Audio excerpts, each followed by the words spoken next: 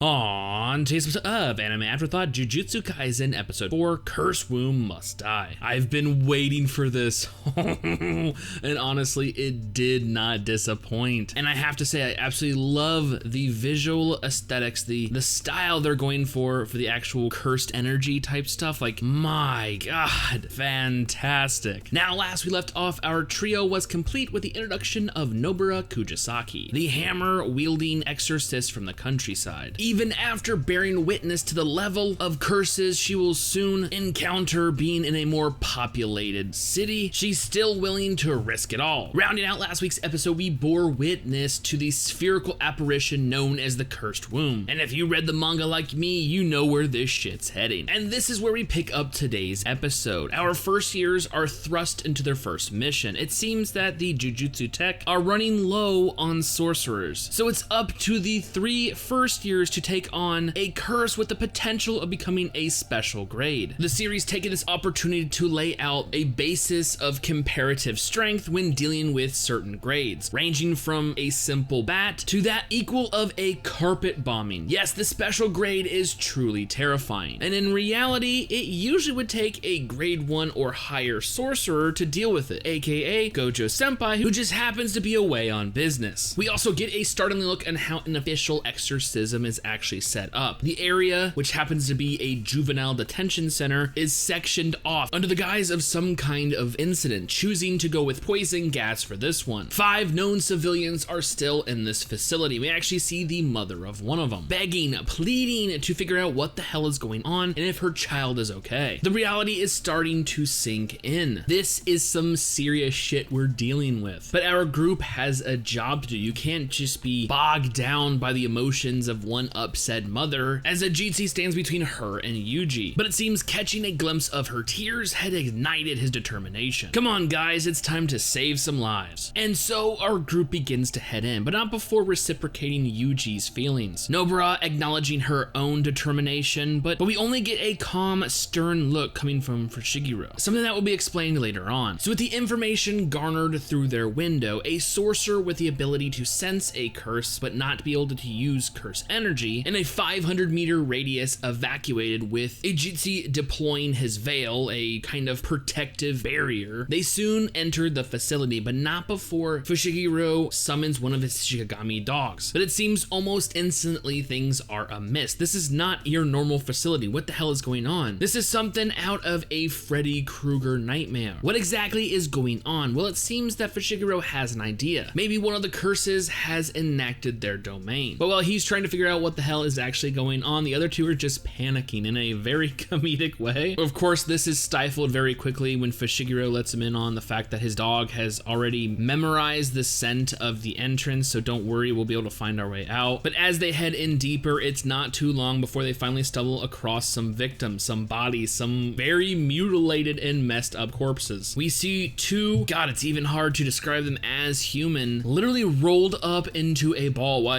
another person is missing every single limb. He's basically just a torso and head. And as Yuji goes up to inspect the body, it turns out this is the mother's son. Okay, so we couldn't save him, but the least we can do is bring him back, right? Maybe this proof of death can help, I don't know, the mother heal? What happens when you just tell her that her son is dead without any kind of proof? But it seems that Fushiguro is not having this, and we reckon back to that stern, emotionless expression on his face when Yuji was determined to save these people. See, Fushiguro went in here with no intent of actually saving them. Yuji, you know where we are? This is a detention facility. Jujutsu Tech has its ways, and we were given a dossier on these individuals. This guy, on his way home, he hit and killed a little girl. I'm here just to verify. And of course, this starts an argument between the two. Something that Nobara tries to break up, but is instantly sucked into the hole in the ground. Finally noticing her disappearance, Fushiguro is quick to act. What's going on? A curse couldn't appear just out of nowhere. How come my dog, as he glances over to see there's nothing but a head of this hound left sticking out of a wall? What the fuck is going? Before he can finish his sentence, as he turns back to Yuji, there it is. The cursed womb has given birth. A special grade curse has been born. Fushiguro is literally scared stiff, unable to move, but Yuji is somehow able to push past his fear. He's acknowledging that this thing is OP,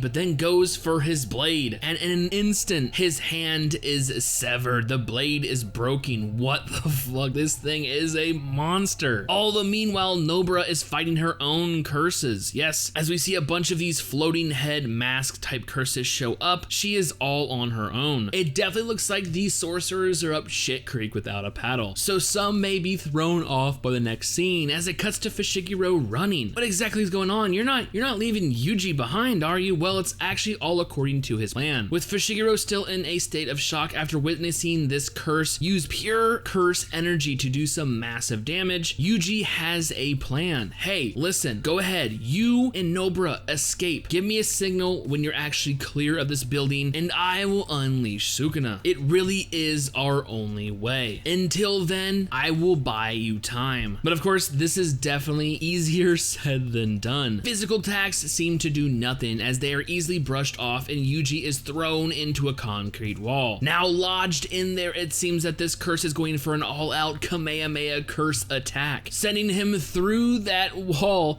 that looks like a couple feet thick as he ends up on the other side. The curse, while walking through a human-sized hold, is just laughing. This thing is actually just playing. He's toying with Yuji. All the meanwhile, our neophyte sorcerer is just admonishing himself like, why am I so weak? What the fuck is going on? I thought I was strong. What the hell? This can't be. I don't want to die. I don't want to die. Once again, the curse is unleashing a barrage of pure energy. Yuji trying to stop it with his bare hands, but no. The fingers on the hand that remains are singed completely off. It truly looks like Yuji is fighting an uphill battle. Now, all the meanwhile, Nobara is having a battle of her own, and unfortunately, she seems to be quite outnumbered, running out of her exorcism tools, the spikes. We cut back to her as she is about to be devoured, as she proclaims, oh, I've memorized your face. I'm going to curse you. But luckily, out of nowhere comes Fushiguro to the rescue, utilizing a couple more Shikigami, this time a white snake and a frog. Finally, something good happens. Maybe those two can actually make it out. As we cut back to Yuji, who once again is just in this depressive state, realizing his own weakness. His presumption of strength was all wrong. I thought I was strong. I thought I could do this, but no. Is this it? Is this where I'm going to die? Is this a good death? I don't want to die. I don't want to die. All these emotions are welling up inside of him. So Yuji decides to take a desperate act. Take all of these emotions, ball them up, and put them in your fist for one last shot. Is this it? Is he utilizing cursed energy? We know curses are born from negative human emotions. Taking all that and welling up, is he actually utilizing this energy himself? Will this punch knock down this mighty foe? No, it's just not enough, as the curse is able to stop him dead in his tracks, catching his punch mid-throw. What now? As the two kind of stare at each other, but off in the distance, a sound is heard. Yes, the howling of Fushigiro's Shikigami. This is it. This is the signal. They have cleared the facility. Sukuna, whether you like it or not, it's your turn now. And this is where we get a very interesting action. Two curses actually are having a conversation, or at least kind of one-sided, as Sukuna is trying to come up with a plan of how to deal with the sorcerers. Now, I don't know whether it's fear of the unknown. Hey, this human just transformed. What the fuck is going on? Or can he actually sense Sukuna's power? But the cursed womb goes in for an attack. This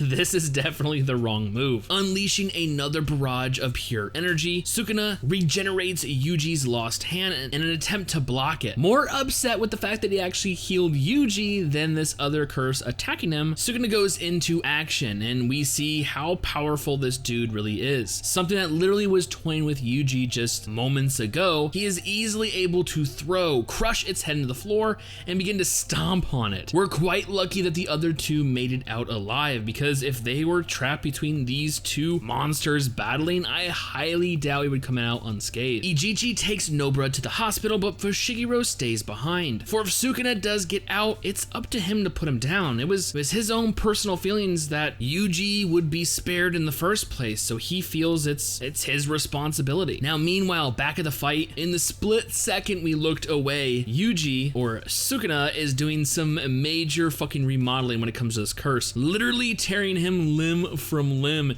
and then almost like a butterfly on display, has stuck him to a wall and embedded the curse into concrete, acknowledging that although they are both classified as special grade, there is a huge difference in power. Now, while the curse is able to regenerate itself, it seems that Sukuna is about to teach him a lesson. Let me teach you about domains. As we see him perform domain expansion and summon the malevolent shrine. And in an instant, this curse, consumed with fear, is quintrisected, yes, vivisected 5 times. Sukuna can only remark, I only meant to do 3, but I guess you're just that weak. And while we're at it, I might as well take this back, as he reaches into the hole in the curse's chest, pulling out a finger. 3 down, 17 to go. Yes, the curse womb seems to have garnered and even evolved to the fact that he imbibed Sukuna's finger. But I guess in the end, it really doesn't matter when you're going up with the real deal. And like it was nothing, the curse is soon extinguished in a brilliant sea of purple and blue flames. This effect is truly awe-inspiring. With Sukuna's job seemingly over, it's time to switch out. Hey, Yuji, wake up, it's time to take over, kid. Hello, I'm talking to you. Wait a tick, are you no longer able? As we see Sukuna wrap up the episode getting an evil grin on his face. What damage does this monster intend to enact? And there we have it, episode 4, the Battle of the Cursed Womb. Like, I fucking love this series so much, and I was waiting for this, like, oh my god, to see it actually enacted. The severing of his hand, the all-out badassery of the special grade, like, oh god. And then Sukuna to actually show up, and just the difference between special grades. Like, this is Sukuna with only 2 fingers in his possession. This is not even, this is 10%? Like, if we're going literally, like, it adds a certain percentage. My god. I don't even think a carpet bombing would knock this fucker out, but just, how creepy and cringy this curse truly was. Like I said, the way that he was just toying with him, his overall design, it reminds me of the Cell, and also his death. You guys remember the horse scene? Yeah, don't look it up if you don't know what I'm talking about. Just, if you remember it, you know what I'm fucking talking about. Oh my god. But once again, if you read the manga, you know where this is heading. And judging by that preview, it's gonna get even bloodier.